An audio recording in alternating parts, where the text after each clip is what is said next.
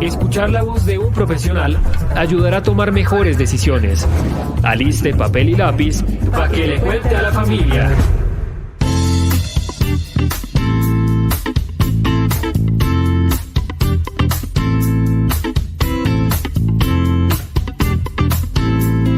Y hoy, familias, para que le cuente a la familia, tenemos con nosotros a un invitado muy especial. Se trata de Julián Coecha. Él es profesional y magíster en psicología con experiencia en psicología clínica infantil. Es docente de la Escuela de Estudios en Psicología, Talento Humano y Sociedad de la sede Medellín del Politécnico Gran Colombiano y es coordinador de prácticas profesionales del programa de psicología. En su labor docente también lidera las asignaturas de procesos psicológicos básicos, fundamentos de psicología, teorías y sistemas y psicometría. Y para nosotros es un honor tenerlo hoy aquí en Un País, Muchas Familias. Julián, bienvenido, ¿cómo estás? Buenas noches, Sara. Muchísimas gracias por la invitación, por hacernos parte de este espacio de la academia para compartir con ustedes. Muchas gracias a ustedes por aceptar, a ti por aceptar, Julián. Y pues hoy hablando de autoridad y de respeto, yo quiero que comencemos por que nos cuentes cuáles son las diferencias que hay entre autoridad y respeto. ¿Están vinculadas? ¿Son opuestas? ¿Puede haber una sin haber la otra? ¿Qué nos encontramos allí? Excelente. Bueno, las diferencias que podemos encontrar entre lo que es autoridad y lo que es respeto es que el respeto es aquel elemento que se debe tener hacia todo ser humano, ¿cierto? Yo debo respetar a las personas en cuanto a los límites que no debo transgredir de un otro, ¿cierto? Respeto a todas las personas. La autoridad es una diferencia de roles entre dos personas, dos sujetos. Por ejemplo, la autoridad que tiene un papá sobre un hijo.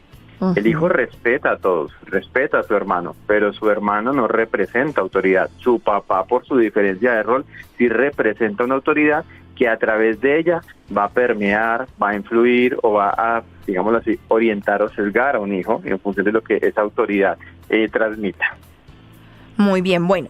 La autoridad, entonces, ya sabemos que no necesariamente va ligada con el respeto, en ese sentido que nos dices, pero siempre que hay una figura de autoridad, ¿respetamos esa figura de autoridad o puede que no haya un respeto de por medio? Muy buena pregunta. Puede que no haya respeto de por medio. ¿Por qué? Precisamente el respeto a la autoridad se debe construir y generalmente cuando vemos una persona en nuestro entorno, que como salen las noticias, alguien que no respeta a un agente de tránsito, alguien que no respeta a un policía, es alguien que no respeta a la autoridad. Diría, pero si la autoridad debe ser respetada, no, porque no todas las personas tienen introyectado en su mente que una figura de autoridad requiere o exige respeto, posiblemente por las experiencias infantiles que haya tenido frente a sus figuras de autoridad. Muy bien, ¿cómo se genera la autoridad? ¿Y cómo entendemos nosotros que alguien es una figura de autoridad? Porque si bien digamos que hay roles que deberían venir con la autoridad de manera implícita, no sé, el ser papá, el ser mamá, el ser profe, el ser un agente de la policía, lo que acabas de mencionar, pero ¿cómo podemos nosotros pues ganarnos esa figura de autoridad que muchas veces nos damos cuenta? Hace no muchos días estábamos hablando y estábamos teniendo un especial en Exploremos sobre, digamos, el respeto hacia los profes, y a veces los profes, aunque son una figura de autoridad, no tienen autoridad. Entonces, ¿qué sucede ahí? ¿Cuáles son los factores para que nosotros como seres humanos entendamos y respetemos la autoridad? Pues por un lado, sí, si empezamos como en esa infancia, una figura de autoridad, ¿sí?, va a representar una persona a la que respetar en función de cómo yo como niño haya vivido la experiencia frente a la autoridad. Por ejemplo, si el rol paterno supone un rol de autoridad, como decimos, pues uno debería, ¿sí?, entender que los papás son autoridad y respetarlos. Pero en esa dinámica con mi papá sobre mí ejercía una autoridad a través de las faltas de respeto, ¿sí? Es decir, no me respetaba. Entonces la autoridad era muy autocrática, era muy dictatorial, me mandaba a hacer las cosas, me obligaba a hacer las cosas, me sentía incluso yo vulnerado cuando me obligaba a hacer las cosas. Es entonces cuando se construye dentro de mí una resistencia a la autoridad. Crezco entonces, me encuentro con una figura de autoridad y dentro de mí la autoridad no representa algo o alguien que yo quiera respetar y quiera seguir y quiera ser instruido por esa autoridad, sino, venga, la autoridad no es tan buena, ¿cierto? Porque cuando alguien ha tenido un rol de autoridad sobre mí, me he sentido amenazado. Y es ahí donde decimos, es inexplicable que un estudiante no respete a un profesor que supone autoridad. ¿Sí? ¿Cuál fue la experiencia con la autoridad que tuvo ese estudiante cuando era un poco más pequeño? Porque no es que el docente se tenga que ganar la autoridad, es que el estudiante ya debe traer, como tú decías, implícito que los roles de autoridad se deben respetar. Entonces ahí hay que hacer un trabajo mucho más profundo y es porque el niño tiene una resistencia a respetar la autoridad, porque tiene esa forma de vincularse con la autoridad y demás, ¿cierto? Entonces, por un lado, la experiencia infantil. Por otro lado, hoy en día, por ejemplo, se busca que en las organizaciones, las personas que adoptan un cargo superior, que es decir, que van a tener un equipo a cargo, ¿sí? Superior en términos de nivel jerárquico, que no sean vistos como jefes, sino como líderes, y entonces desde ese liderazgo tengan una autoridad sobre el equipo. Pero ahí muchas veces lo que sucede también en esa contravía es que la persona que posicionan como encargado en equipo, que buscan que sea un líder, en su cabeza es lo que tiene es la idea de ser un jefe. Y llega no a liderar, sino a mandar. Entonces la autoridad es impuesta, no es construida. Entonces la gente no le hace caso porque lo quiera seguir como líder, porque respeta su autoridad y el rol en el que está. La gente le hace caso porque es el que manda y es quien a la final pues me pusieron como jefe y me toca hacer lo que diga. Entonces, ¿cómo ganarse esa autoridad? Requiere entonces, ya en la edad adulta, empezar a revisar unos temas de liderazgo, que es lo que aquel papá tuvo que haber aprendido antes de, envolverse en el rol paterno. ¿Cómo debo ser un líder yo? Para que la persona que esté a mi cargo, mi hijo o en la empresa, un empleado, me vea como alguien a quien seguir y que lo que yo diga la persona lo respete y que entonces cuando yo diga que debemos hacer algo, esas palabras y tengan una autoridad suficiente que el otro las quiera hacer porque se implica conmigo, no porque yo lo obligo. Es la diferencia ahí entonces que encontramos como un niño hace lo que el papá le pide, no porque lo mande, sino porque es mi papá y su autoridad es para mí respetable. En una empresa pasa lo mismo.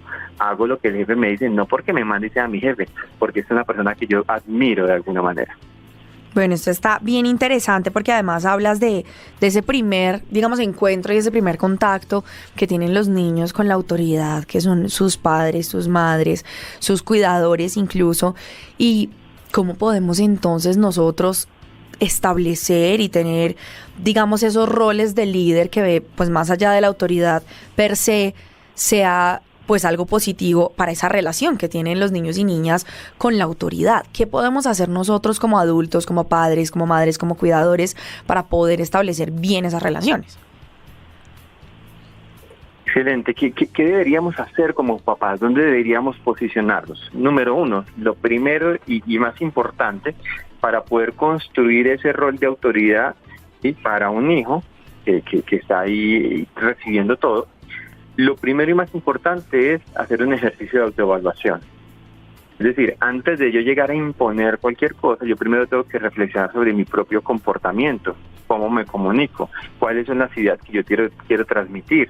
Es decir, si yo me reviso y a la larga veo que soy una persona que lo único que quiere es exigir, imponer y que se haga lo que él quiere, y la autoridad que va a ejercer no va a ser una autoridad que el otro respete porque se sienta respetado. No va a ser una autoridad que el otro rechace porque se siente amenazado, obligado, vulnerado. Entonces, primero es esa autoevaluación. Yo como papá o como líder en una empresa, ¿qué es lo que yo entrego? ¿Qué es lo que transmito? ¿Cuáles son las ideas que quiero poner en ese principio de autoridad? Segundo, importantísimo para poder tener un rol de autoridad, establecer límites, pero unos límites saludables, unos límites amigables, unos límites consensuados. Todo niño va a respetar a alguien que suponga una figura de autoridad porque entiende que esa persona es quien a través de los límites lo orienta. Esa autoridad precisamente porque es quien dicta tal vez unas normas, pero son unas normas coherentes, son unas normas que yo comprendo y unas normas que entonces me ajusto a ellas. Pasa lo mismo dentro de la organización. Ser un líder no quiere decir que se es alguien que deja hacer lo que quiera al equipo. Hay que establecer límites, pero es líder precisamente porque los límites son amigables, no impuestos, consensuados y no son límites que transgredan o vulneran al otro. ¿Sí? Es importante. Otro aspecto importante también para poder tener un buen rol de autoridad es tener una comunicación abierta con las personas, abierta con nuestros hijos, con nuestra familia, con nuestros empleados, y una comunicación a través de la cual yo me permita escuchar al otro. A veces esa persona que es autoridad vive en una idea de que ya que lo ascendieron como líder o ya que yo soy el papá, aquí se hace lo que yo digo. Y si soy líder porque me ascendieron o si soy papá es precisamente porque estoy preparado a hacer todo lo que tenga que hacer. Y es un error porque entonces dejamos de escuchar a la otra parte. De la otra parte ya se desconecta, ¿cierto? Y si yo quiero tener un buen rol de autoridad, tengo que ser una persona abierta a la escucha hacia el otro. Por otro lado, el respeto del que hablábamos hace un momento, el respeto no se exige. Yo no necesito exigirle a la gente que me respete. Yo necesito modelar el respeto para que la persona sienta que a mí no me puede faltar el respeto porque jamás yo se lo he faltado. ¿Sí? Yo no lo tengo que exigir, yo lo tengo que inspirar. La gente me quiera respetar precisamente porque se sienten respetados.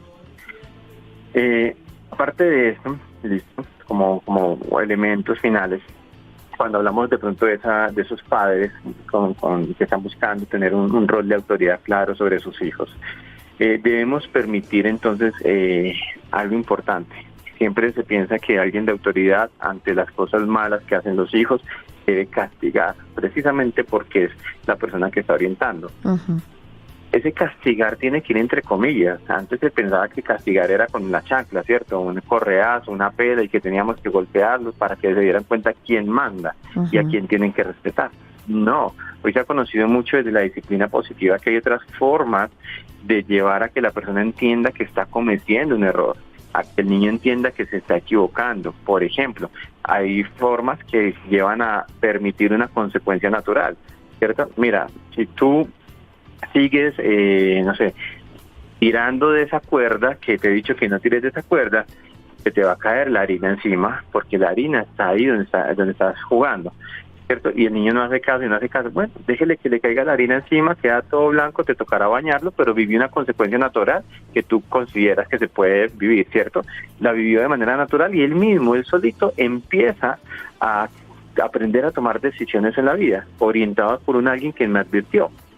A partir de esas consecuencias naturales, que son las que podamos permitir, también hay una serie de estrategias para corregir a los niños que no necesariamente sea la chancla. Por ejemplo, a través de correcciones que no supongan dar una pela, sino más bien quitar algo bueno, ¿cierto? Quitarle privilegios y que él vea que tiene consecuencias lo que hace en términos de que deja de tener beneficios. Obviamente, como decíamos hace un momento, el modelado positivo de la conducta. Yo no le puedo decir a mi hijo que no haga algo que yo hago. No digas palabras feas cuando me escucha decirlas a mí. Entonces tiene que haber una congruencia. Y por último, importantísimo, en las figuras de autoridad respetables, tanto líderes como padres, reforzar las conductas positivas. A veces nos olvidamos de reconocer en el otro lo que hace bien. Y si el niño trae una buena nota del colegio, todo contento, papá, mire, saqué un 5, el papá contesta, es que eso es su deber. Yo no le voy a aplaudir que saque un 5, es su deber, usted tiene que estudiar, ¿cómo así que le voy a aplaudir un 5? Pero vaya y traiga un 1, ahí sí entonces le caigo con todo el peso. No, hay que reforzar también lo bueno. Y pasa lo mismo en la organización. Hace alguien un buen trabajo y el jefe dice, ¿qué pasó? Le pago, ¿cómo así? Le voy a aplaudir que hizo el trabajo. Ven, lo hizo bien. Reconoce lo que lo hizo bien, es su trabajo, claro que sí, pero como ser humano, cuando se siente reconocido por un otro, ese quien reconoce termina ganándose el respeto, porque la persona identifica que me ve, me valora, me respeta y por tanto eso es de admirar. Entonces son elementos que hay que tener en cuenta. Me encanta, me parece muy importante esto que estamos escuchando, familias, y me parece sumamente importante ese tema también de la disciplina positiva. Y pues una de esas cosas que hablábamos al inicio, Julián, está relacionada con cómo nosotros los adultos de pronto nos relacionamos con la autoridad en nuestra infancia y entonces tal vez no tenemos tan buena relación ahora con esa misma autoridad. Entonces ya en un momentito vamos a estar hablando sobre precisamente cómo como adultos podemos mejorar nuestra relación con la autoridad, pero antes vamos a hacer una pequeña pausa y ya regresaremos con muchísimo más aquí en Un País, Muchas Familias.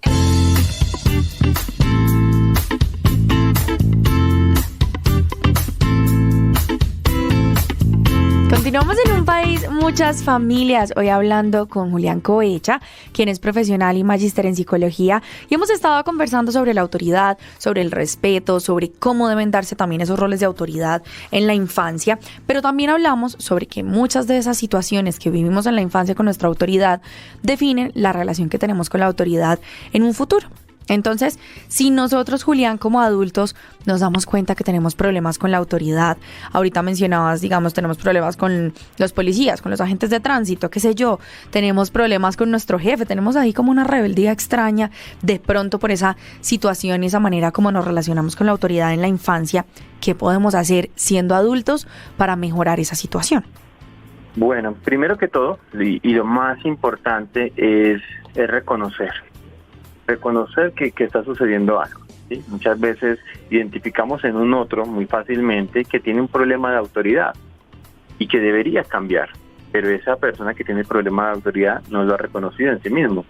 Entonces, desde que no lo reconozca, pues no va a poder trabajar en ello. Entonces, el primer paso importantísimo es reconocer que algo sucede. Uh-huh. Es de ahí donde entonces muchas veces lo que se lleva son campañas de sensibilización, es decir, campañas donde se empieza a socializar, por ejemplo, en un colegio, la importancia de lo que son los roles, ¿cierto? Los roles de autoridad, lo que de pronto supone un rol de autoridad, el respeto que debo tener, ¿cierto? Identificar cuáles son las consecuencias de no respetar a la autoridad, para que tal vez alguna de las personas que escuchen estas campañas de sensibilización diga: yo creo que a mí me pasa eso que están diciendo ahí, yo creo que yo soy una de esas personas que me puede ir mal en la vida por no respetar la autoridad, porque hoy es un docente, pero el día de mañana es un jefe, ¿cierto? Uh-huh. Por decir algo. Entonces, lo primero es reconocerlo, y generalmente son campañas de sensibilización para que la población, a través, por ejemplo, de espacios como este que estamos tocando el día de hoy, puedan reconocer que tienen algo, ¿cierto? Que tienen algo que trabajar, número uno. El reconocerlo, ¿sí? Ese es el primer punto. Nos da entonces el punto de partida, ¿cierto? De, bueno, sé que tengo un problema, de que no respeto la autoridad, he pasado por 5 trabajos en los últimos 3 meses, y no es porque la gente no me quiera, yo creo que es que el problema es mío, ¿cierto? Porque no me entiendo con ningún jefe, no es que los jefes me odien, es que tal vez yo tengo un problema en cómo me relaciono con los jefes. Entonces, cuando yo lo reconozco, que es el punto de partida, tengo que empezar a revisar, bueno, ¿qué es lo que de pronto yo no tolero de esa otra persona? ¿Qué es lo que de pronto daña la relación? ¿Qué es lo que de pronto no permite que se establezca un vínculo adecuado con la figura de autoridad? ¿Sí? Y es ahí donde muchas veces llega la oportunidad de ir al psicólogo. Uh-huh. ¿Sí? Porque entonces, tal vez estoy identificando que me pasa con los jefes lo mismo que me pasaba con mi papá. En cuanto siento que me mandan a hacer algo, me pasa lo que me pasaba con mi papá. Me mandaba y yo ya no quería hacer nada, porque como este señor, mi papá, me mandaba cuando venía a la casa de vez en cuando, yo no sé cómo se puede considerar autoridad mía cuando no mantenía la casa. Entonces hay una rabia contra el papá, un rencor porque nunca estuvo presente, que lo único que sucede es que se proyecta en todas las personas que vienen a mandarme. Estos representan una autoridad a la que yo rechazo, porque quien era mi figura de autoridad nunca estuvo cuando lo necesité y solo quería ser autoridad cuando le convenía. Entonces, cuando yo reconozco eso, me doy cuenta que tengo algo que trabajar personal, que no son los jefes, que soy yo. Y es ahí donde surge la oportunidad de ir a un psicólogo para decir: siento que mi vida está atravesada por problemas que no tienen nada que ver con mi presente, ¿cierto? No son los jefes, soy yo. ¿Qué hago con esto que estoy viviendo? Entonces ya ahí en el psicólogo es donde uno empieza como a trabajar y a sanar esas relaciones personales que en la infancia tal vez tuvieron que tener un significado distinto hacia papá, por ejemplo, ¿cierto? Entonces, cuando yo empiezo a hacer este trabajo, que es un trabajo de pronto no muy rápido, no muy inmediato, pero inicio el camino, ya la persona no necesariamente es que de un momento a otro va a cambiar, pero en el momento que lo reconoce y quiere hacerse cargo de ello, ya entonces va a rechazar el mismo comportamiento que estaba teniendo. Tal vez ya no ama la autoridad de un día para otro, pero mínimamente ya no se enfrenta a ella, uh-huh, porque sabe que no tiene nada que ver con el jefe, tiene que ver con lo que yo tengo que trabajar en mí.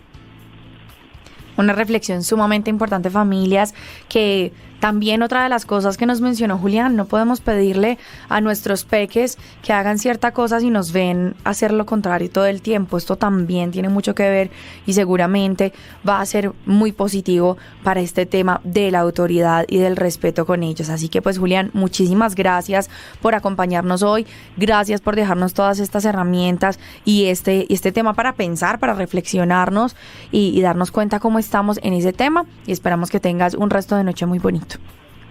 Muchísimas gracias a ustedes por la invitación, totalmente agradado con el espacio y bueno, en cualquier otro momento que podamos compartir, aquí estaremos.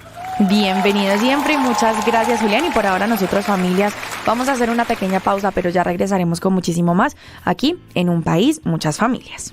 Identidad y diversidad. Un país, muchas familias.